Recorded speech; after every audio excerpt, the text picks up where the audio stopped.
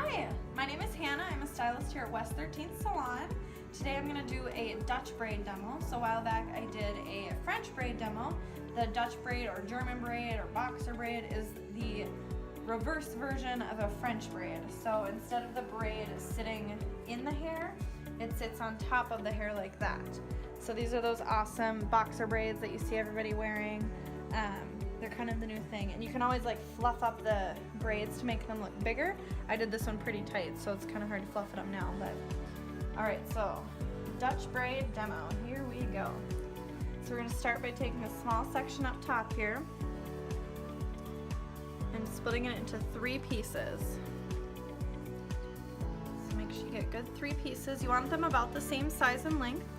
And I'm just, instead of going over, you're gonna go under with your hair, okay? And then you'll add your piece in. And then again, tucking the outside hair under. And then grabbing.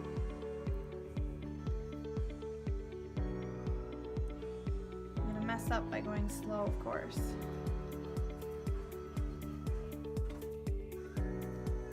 You're taking those outside hairs and tucking them underneath and bringing the middle out on top. And then grabbing your small sections. The smaller section of hair you grab, the tighter the braid will be. If you grab really big sections, you're gonna have a really loose braid.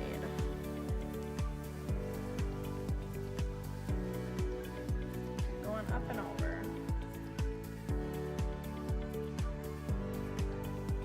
And making sure their hair is combed really nice ahead of time is really going to help as well. So I combed her hair really nice, and then I put some of our beautifying serum.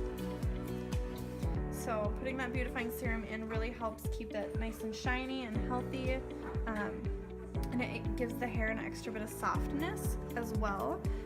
You can use like waxes and stuff. I personally like the beautifying serum because it makes it softer rather than like a heavy wax. And Mackenzie has really thin hair, fine hair, and so if you put a heavy wax in it, it's just going to make it look a little bit finer, and we don't want to do that. We want to keep it nice and light and fluffy for her.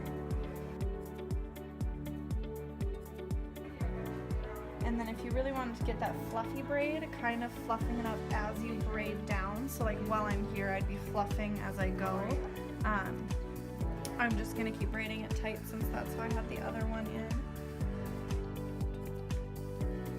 This is also the same braid that like a cornrow is, where the braid sits on top.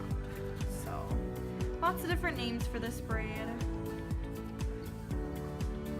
Either way, you do it the same.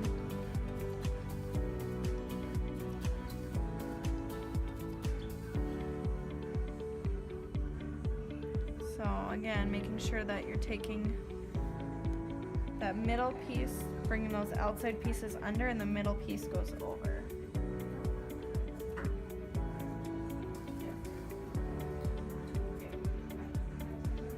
And then you add the hair to the outside pieces as you go.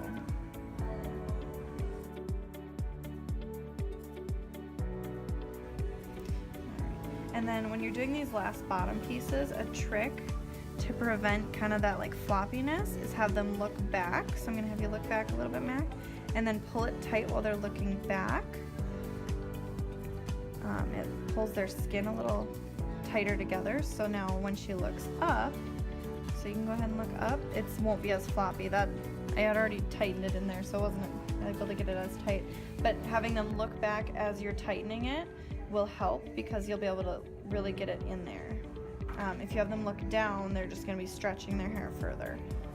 So I'm just going to braid it down. So if you notice, I'm bringing those outside pieces in and the inside piece out. So that's kind of how we do our Dutch braids. Just going to finish braiding this bad boy down here.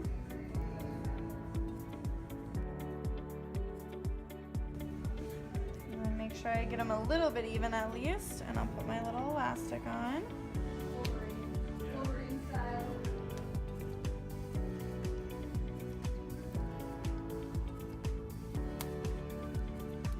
And there we go. there's those awesome Dutch braids.